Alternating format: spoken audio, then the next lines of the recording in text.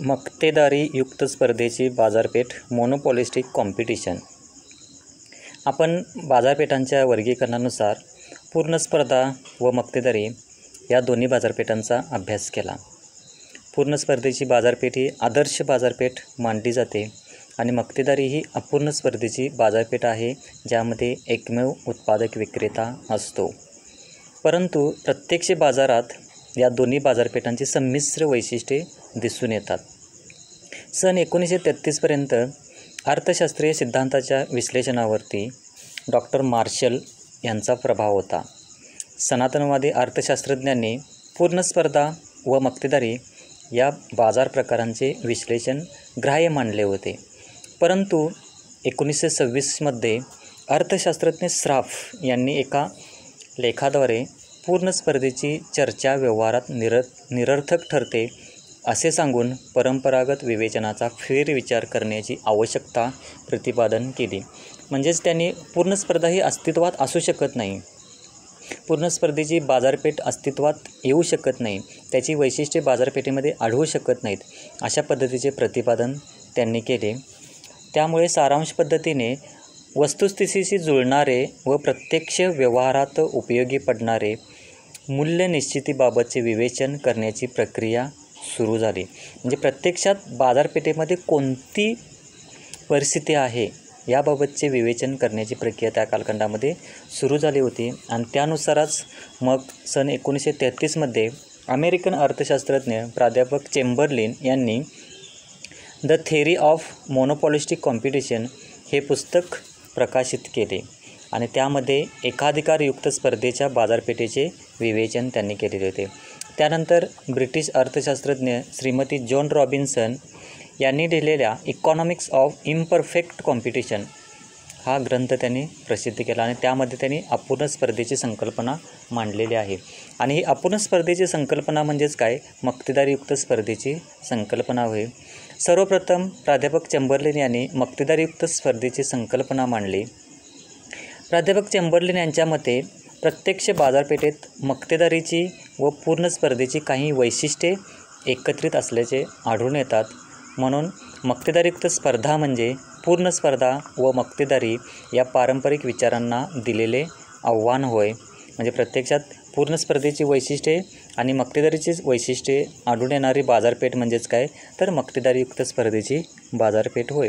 तर याचा अर्थ असा आहे की ज्यावेळी अनेक उद्योग संस्था एकमेकांना पर्याय ठरणाऱ्या वस्तूंची निर्मिती करीत असतात आणि इतर उद्योग संस्थांनाही त्यासारख्या परंतु काहीशा वेगळ्या वस्तू तयार करून त्या बाजारात प्रवेश करण्याचे मुक्त स्वातंत्र्य असते, अशी परिस्थिती म्हणजेच मक्तेदारीयुक्त स्पर्धा होय.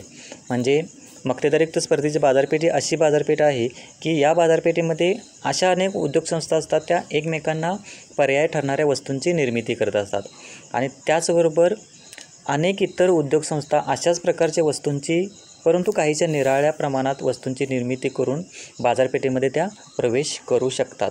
म्हणजे प्रवेशावरती निर्बंध नसतात. म्हणून अशी बाजारपेठ म्हणजे मक्तेदारीयुक्त स्पर्धेची बाजारपेठ होय. आणि या बाजारपेठेमध्ये काही प्रमाणामध्ये पूर्ण स्पर्धेच्या बाजारपेठेची वैशिष्ट्ये आढळतात, तर काही प्रमाणामध्ये मक्तेदारी बाजारपेठेची वैशिष्ट्ये आढळतात. पूर्ण स्पर्धेच्या बाजारपेठेमध्ये काय आहे, तर असंख्य ग्राहक आणि असंख्य विक्रेते होते. तर मक्तेदारी बाजारपेठेमध्ये एकमेव उत्पादक विक्रेता होता. परंतु मक्तेदारीयुक्त स्पर्धेच्या बाजारपेठेमध्ये अनेक उद्योगसंस्था आहेत, ठराविक प्रमाणामध्ये उद्योगसंस्था आढळत असतात. आता या मक्तेदारीयुक्त स्पर्धेच्या बाजारपेठेची वैशिष्ट्ये, मर्यादित विक्रेते. मक्तेदारीयुक्त स्पर्धेची जी बाजारपेठ आहे त्या बाजारपेठेमध्ये विक्रेत्यांची संख्या पूर्ण स्पर्धेप्रमाणे अमर्यादित नसते किंवा मक्तेदारीप्रमाणे एकच उत्पादक विक्रेता नसतो. तर या स्पर्धेच्या बाजारपेठेमध्ये, मक्तेदारीयुक्त स्पर्धेच्या बाजारपेठेमध्ये विक्रेत्यांची संख्या 30, 50, 70 अशी मर्यादित मोजण्या इतपत विक्रेते असतात. आणि या बाजारपेठेमध्ये अतिशय लहानसुद्धा विक्रेत्यांची संख्या नसते. 30, 50, 70, 90, 100 अशा पद्धतीने मोजता येण्यासारख्या संख्येमध्ये उत्पादकांची किंवा विक्रेत्यांची संख्या आढळून येते. प्रत्येक विक्रेत्याचा पुरवठा हा मोठा असतो. आता या ठिकाणी ठराविक प्रमाणामध्ये उदाहरणार्थ घ्या, साबण, तेल, टूथपेस्ट, चहा पावडर, बिस्किटे इत्यादी क्षेत्रामध्ये मक्तेदारीयुक्त स्पर्धा आढळते. कारण ठराविक जे उत्पादन करणारे उत्पादन संस्था आहेत, आता अंगाचा साबण घेतला तर त्याच्यामध्ये Lux, Hamam, Lifebuoy, Cinthol, Dove, Medimix, Dettol, Santoor अशा अनेक कंपन्या त्या ठिकाणी अशा 60-70 कंपन्या एकमेकांशी स्पर्धा करीत असतात. परंतु प्रत्येकजण विशिष्ट गुणधर्माच्या बाबतीत एकमेकाशी बरोबरी करत असल्याचे दिसून येते. म्हणजे ह्या साबणाचे उत्पादन करणारे उत्पादन संस्था विशिष्ट छापाचा वापर करतात. प्रत्येकाचं विशिष्ट नाव धारण केलेलं असते. प्रत्येकाला व्यापारविषयक कायद्यानुसार ट्रेडमार्क धारण करून विशिष्ट नावाने वस्तू उत्पादन करता येते. म्हणजे या ठिकाणी प्रत्येकाकडे थोड्या प्रमाणामध्ये मक्तेदारी असते. म्हणजे या बाजारपेठेमध्ये विक्रेत्याची संख्या ही मर्यादित प्रमाणामध्ये असते. मोजता येण्यासारखी विक्रेत्यांची संख्या या बाजारपेठेमध्ये आढळते. ग्राहकांची संख्या पूर्ण स्पर्धेमध्ये मक्तेदारीमध्ये असंख्य ग्राहक होते. परंतु ही जी बाजारपेठ आहे मक्तेदारी बाजारपेठ, या बाजारपेठेमध्ये काय आहे तर अनेक विक्रेत्यांभोवती विशिष्ट छापाची वस्तू हव्या असणाऱ्या एकनिष्ठ ग्राहकांचा एक गट तयार झालेला असतो.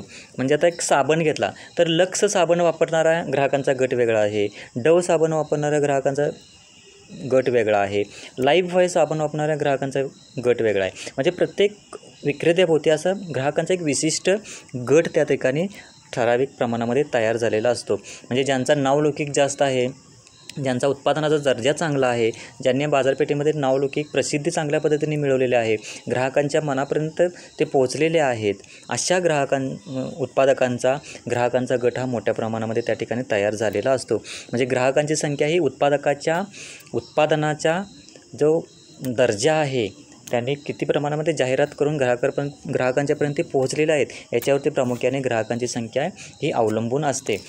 अमर्यादित पण नसते, कमी पण नसते, परंतु ती एका विशिष्ट प्रमाणामध्ये प्रत्येक उत्पादकासमोर विशिष्ट असा गट प्रत्येक ग्राहकांचा तयार झालेला असतो. प्रत्येकाचे स्वतंत्र धोरण हे तिसरं वैशिष्ट्य आहे. मक्तेदारयुक्त स्पर्धेतील प्रत्येक विक्रेता आपले धोरण हे स्वतंत्रपणे ठरवत असतो. आता कोणते धोरण आहे तर कोणत्या वस्तूंचे उत्पादन घ्यायचे, किती नगांचे उत्पादन करायचे, वस्तूचा आकार केवढा ठेवायचा, त्याचं पॅकिंग कसलं वापरायचं, म्हणजे वेस्टर्न जे आहे पॅकिंग जे आहे ते कसले वापरायचे आहे, वस्तूची किंमत काय ठेवायची, या सर्व बाबतीमध्ये प्रत्येक विक्रेता हा स्वतंत्र धोरण आखत असतो. कारण प्रत्येक विक्रेत्याभोवती ग्राहकांचा एक विशिष्ट गट तयार झालेला असतो आणि या गटाला आकर्षित करण्याच्या दृष्टीने तो प्रत्येक स्वतंत्र धोरण उत्पादक ठरवत असतात. एखादा जर विक्रेता समजा वस्तूची किंमत कमी करून ग्राहक वाढवण्याचा प्रयत्न करू शकतो, परंतु तो दुसऱ्या विक्रेत्याचे सर्व ग्राहक फोडू शकत नाही.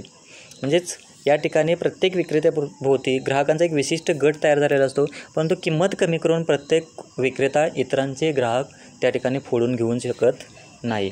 म्हणजे या ठिकाणी प्रत्येकाला आपले वेगवेगळे स्वतंत्र धोरण ठरवण्याचा अधिकार या बाजारपेठेमध्ये उत्पादकांना विक्रेत्यांना असतो. मर्यादित नियंत्रण चौथं वैशिष्ट्य आहे मक्तेदारयुक्त स्पर्धेच्या बाजारपेठेचे की मर्यादित नियंत्रण आहे.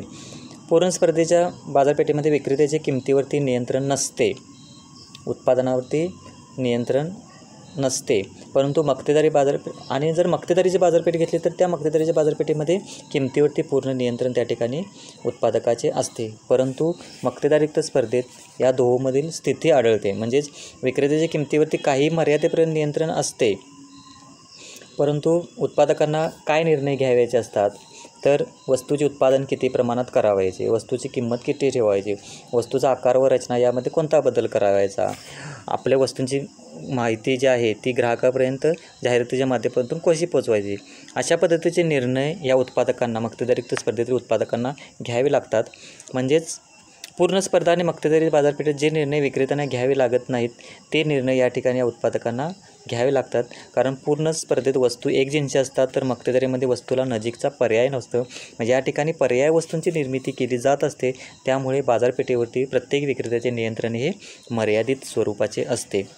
मुक्त प्रवेश पूर्ण स्पर्धेच्या बाजारपेठेमध्ये उत्पादकांना मुक्त प्रवेश होता. मक्तेदारीच्या बाजारपेठेमध्ये प्रवेशावरती निर्बंध घातलेले होते, परंतु मक्तेदारयुक्त स्पर्धेची जी बाजारपेठ आहे या बाजारपेठेमध्ये उत्पादकांना मुक्त प्रवेश आहे.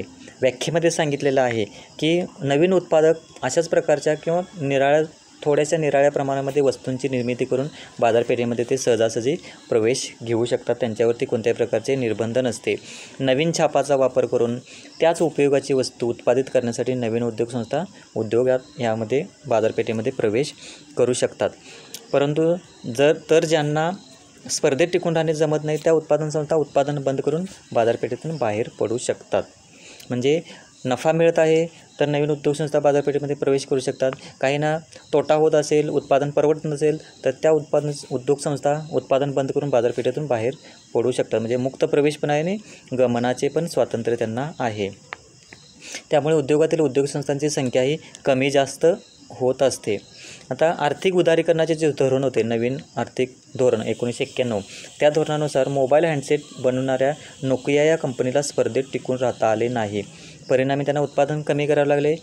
इतर जे उत्पादन संस्था होत्या त्यांनी बाजारपेठेमध्ये प्रवेश केला, त्यांनी बाजारपेठ काबीज करून घेतलेली आहे आढळून येते. म्हणजेच काय तर या बाजारपेठेमध्ये मुक्त प्रवेश आढळून येतो. बिगर किमतीची स्पर्धा. या बाजारपेठेचे एक महत्त्वाचं वैशिष्ट्य म्हणजे काय आहे तर उत्पादकांना बिगर किमतीची स्पर्धा करावी लागते, किंमत स्पर्धा करून चालत नाही. प्राध्यापक लिप्से यांनी मक्तेदारयुक्त स्पर्धेची व्याख्या करताना अनेक उद्योग संस्थांना बिगर किंमत स्पर्धेवर भर देतात असे म्हटलेले आहे. कारण बिगर किंमत स्पर्धा हे मक्तेदारयुक्त स्पर्धेचे खास वैशिष्ट्य आहे. याचा अर्थ काय तर वस्तूची विक्री किंमत ठरवताना अनेक वेळा त्या वस्तूच्या उत्पादन खर्चाचा विचार केला जात नाही. वस्तूभेद करण्यासाठी जाहिरात व अन्य मार्गांचा अवलंब केला जातो. जाहिरातीवरती मोठ्या प्रमाणात खर्च करावा लागतो. त्यामुळे सुरुवातीला उत्पादन खर्चाचा विचार न करता किंमत कमी आकारून इतर स्पर्धक संस्थांचे ग्राहक मिळवण्याचा प्रयत्न केला जातो. आता या ठिकाणी टेलिकम्युनिकेशन क्षेत्रामध्ये जर बघितलं तर रिलायन्स जिओने संपूर्ण बाजारपेठेवरती कशा पद्धतीने कब्जा मिळवलेला आहे, ताबा मिळवलेला आहे. त्यांनी उत्पादन खर्चाचा विचार केला नाही तर किंमत कमी करून संपूर्णपणे ग्राहकांना आकर्षित करण्यासाठी त्यांनी वेगवेगळ्या पद्धतीच्या धोरणांचा अवलंबून करून बाजारपेठ काबीज केलेली आहे. म्हणजे या ठिकाणी किंमत स्पर्धा करून चालत नाही. तर मक्तेदारयुक्त स्पर्धेमध्ये जर बाजारपेठेचा मोठा हिस्सा जर मिळवायचा असेल, मोठा हिस्सा काबीज करायचा असेल, जास्तीत जास्त ग्राहक या ठिकाणी आकर्षित करायचे असतील तर या ठिकाणी या बाजारपेठेमध्ये मक्तेदारयुक्त स्पर्धेच्या बाजारपेठेमध्ये उत्पादकांना बिगर किमतीची स्पर्धा करावी लागते. पुढचं वैशिष्ट्य आहे ग्राहकांचे अज्ञान. आता पूर्ण स्पर्धेच्या बाजारपेठेमध्ये ग्राहकांना पूर्णपणे बाजारपेठेचे ज्ञान असते. म्हणजे बाजारपेठेमध्ये आलेल्या वस्तू कोणत्या आहेत, वस्तूची किंमत काय आहे, दर्जा काय आहे, या बाबतीमध्ये ग्राहकांना पूर्णपणे ज्ञान असते.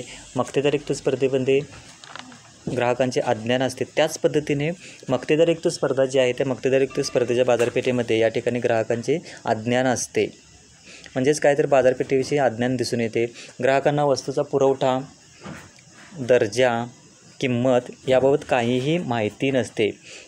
विक्रेते ग्राहकांच्या या अज्ञानाचा फायदा घेण्यात यशस्वी होताना दिसतात. म्हणजे जाहिरातीच्या माध्यमातून ग्राहकांच्या मनात वस्तूविषयी खरे किंवा काल्पनिक भेद तयार केले जातात. म्हणजे जाहिरातीच्या माध्यमातून आपली वस्तू इतरांच्यापेक्षा कशी वेगळी आहे, आपल्या वस्तूमध्ये इतरांच्यापेक्षा वेगळे गुणधर्म काय आहेत हे पटवून देण्याचा प्रयत्न या ठिकाणी या विक्रेत्यांच्या माध्यमातून मक्तेदारयुक्त स्पर्धेच्या बाजारपेठेमध्ये केले जाते. म्हणजे या बाजारपेठेमध्ये ग्राहकांचे बाजारपेठेविषयी पूर्ण अज्ञान असते.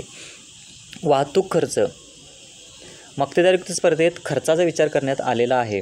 वस्तू दूरच्या बाजारपेठेत पाठवण्याचा खर्च अधिक आला म्हणजे त्या वस्तूच्या किमतीमध्ये फरक पडत असतो. यामुळे उत्पादक संस्थेंना, उद्योग संस्थेंना नजीकच्या असलेल्या बाजारपेठा काबीज करण्याचा प्रयत्न करावा लागतो. आणि आर्थिक उदारीकरणाच्या धोरणात निर्यातीऐवजी मोठी बाजारपेठ असणाऱ्या देशात उद्योगसंस्था स्थापन करून उत्पादन खर्च कमी करण्याचा प्रयत्न केला जातो. म्हणजे वाहतूक खर्च हा मोठ्या प्रमाणावर येत असतो, कारण दूरच्या बाजारपेठा त्यांना काबीज करायच्या असतात. अशावेळी दूरच्या बाजारपेठेमध्ये जर वस्तू पाठवायची असेल तर मोठ्या प्रमाणामध्ये वाहतूक खर्च येईल.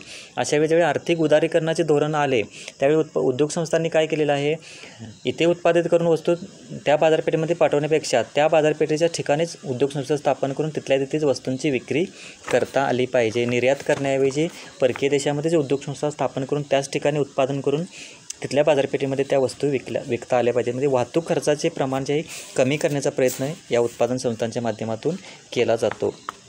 गट संकल्पना. प्राध्यापक चेंबरलिन यांनी गट संकल्पना ही मक्तेदारयुक्त स्पर्धेचं महत्त्वाचं वैशिष्ट्य मांडलेले आहे. पूर्ण स्पर्धा आणि मक्तेदारयुक्त स्पर्धा यातील भेद दर्शवण्यासाठी चेंबरलिन यांनी उद्योग या संस्थेऐवजी गट, ग्रुप ही संज्ञा वापरली. पूर्ण स्पर्धेच्या बाजारपेठेत काय आहे तर एकजिन्सी वस्तूंचे उत्पादन करणाऱ्या उद्योग संस्थांचा समूह त्या ठिकाणी मांडलेला होता. परंतु मक्तेदारयुक्त स्पर्धेत निरनिराळ्या विक्रेत्याकडून विकल्या जाणाऱ्या वस्तू एकजिन्सी नसतात. उलट त्याच्यामध्ये काही भेद केले जातात.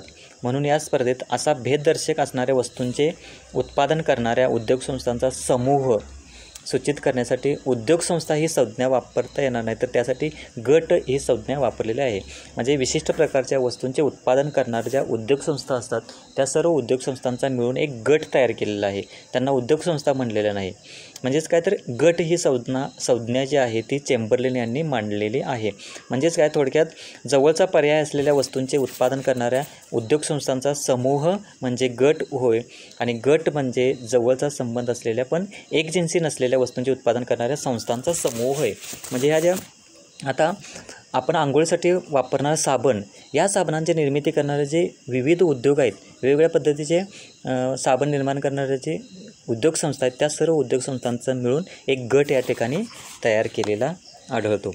नावलौकिक हा सर्वात महत्त्वाचं या बाजारपेठेचं वैशिष्ट्य आहे की नावलौकिक उद्योग संस्थांना मिळवावं लागते. कारण बाजारपेठेमध्ये जर टिकून राहायचं आहे, ग्राहकांच्यापर्यंत जर पोचायचं असेल तर त्या उद्योग संस्थांना नावलौकिक मिळवावं लागतो. आणि नावलौकिक मिळवण्यासाठी जाहिरातीच्या माध्यमातून आणि विक्री वाढवण्याच्या प्रयत्नामुळे काही उत्पादनाला वारंवार मागणी येऊन ती टिकून राहते. आणि मक्तेदारयुक्त स्पर्धेत संस्थेला जेव्हा आपला व्यवसाय टिकवून ठेवायचा असतो त्यावेळी तो व्यवसाय टिकवून ठेवण्यासाठी जो करावा लागणारा विक्री खर्च असतो तो अल्प असतो, परंतु तेव्हा त्या उत्पादकाने या बाजारपेठेमध्ये नावलौकिक मिळवला असे म्हणतात. नाहीतर जर विक्री करण्यावरती किंवा विक्री वाढवण्यासाठी जर त्या उद्योग संस्थेला जर मोठा खर्च करावा लागायचा असेल त्या उद्योग संस्थेचा नावलौकिक नसतो. तर तो खर्च जर कमी करायचा असेल तर त्या उद्योग संस्थेला बाजारपेठेमध्ये नावलौकिक मिळवावा लागतो. सुरुवातीला जाहिरातीच्या माध्यमातून विक्रीसाठी वेगवेगळ्या पद्धतीचा अवलंब करून त्या ठिकाणी त्या उद्योग संस्थेला नावलौकिक मिळवावा लागतो. आता उदाहरणार्थ या रेमंड कंपनीच्या कापडाला अथवा तयार कपड्यांना त्यांच्या नावलौकिकामुळे जगभरात मागणी असल्याने किंमत जास्त ठेवता येते. आणि अशा जर क्षेत्रामध्ये नवीन उद्योग संस्थांना प्रवेश करून टिकून राहायचं असेल तर जाहिरातीवरती प्रचंड खर्च करावा लागतो. म्हणजे त्याच्याची स्पर्धा करायची आहे, रेमंड कापडाची स्पर्धा करायची आहे तर त्या पद्धतीनेच उत्पादन खर्च, त्याच पद्धतीने जाहिरात खर्च इतर उद्योग संस्थांनासुद्धा करावा लागतो, नावलौकिक मिळवावा लागतो. म्हणजे असे अनेक क्षेत्र आहेत, अनेक उत्पादन घटक आहेत की त्या ठिकाणी अनेक उत्पादित झालेल्या नवनवीन वस्तू आहेत, त्या ठिकाणी त्या उद्योग संस्थांना नावलौकिक मिळवावा लागतो. वस्तुभेद हे देखील मक्तेदारयुक्त स्पर्धेचे एक महत्त्वाचं वैशिष्ट्य आहे. कारण मक्तेदारयुक्त स्पर्धेच्या बाजारपेठेमध्ये एकाच प्रकारच्या वस्तूंची निर्मिती करणाऱ्या अनेक उद्योग संस्था असतात. त्यावेळी त्या उद्योग संस्था वस्तूंची उत्पादन करत असताना वस्तुभेद करत असतात की आपली वस्तू इतरांच्यापेक्षा कशी वेगळी आहे, आपल्या वस्तूमध्ये इतरांच्यापेक्षा वेगळे गुणधर्म काय आहेत, अशा याच्या माध्यमातून वस्तुभेद करण्याचा प्रयत्न या उद्योग संस्था करत असतात. म्हणजे या ठिकाणी जाहिरात करून केवळ आपल्या वस्तूचा आकार बदलणे, रंग बदलणे, पॅकिंग बदलणे इत्यादीच्या माध्यमातून आपली वस्तू इतरांच्यापेक्षा वेगळी आहे हे दाखवण्याचा प्रयत्न जो केला जातो त्याला वस्तुभेद असे म्हणतात. आणि विक्री खर्च या बाजारपेठेमध्ये, मक्तेदारयुक्त स्पर्धेच्या बाजारपेठेमध्ये उत्पादकांना मोठ्या प्रमाणामध्ये विक्री खर्च करावा लागतो. विक्री खर्च म्हणजे काय, तर वस्तूला असलेल्या जी मागणी आहे ती मागणी वाढवायची असेल तर त्या ठिकाणी उत्पादकांना जाहिरात असेल, विक्रीसाठीच्या विविध पद्धती असतील, त्या माध्यमातून जो खर्च वस्तूच्या विक्री करण्यासाठी जो केला जातो त्याला विक्री खर्च असे म्हणतात. आणि या बाजारपेठेमध्ये प्रामुख्याने जर विचार केला तर उत्पादकांना या ठिकाणी विक्रेत्यांना मोठ्या प्रमाणामध्ये विक्री खर्च करावा लागतो. अशा पद्धतीने मक्तेदारयुक्त स्पर्धेची बाजारपेठेची काही महत्त्वाची वैशिष्ट्ये आपल्याला पाहावयास मिळतात.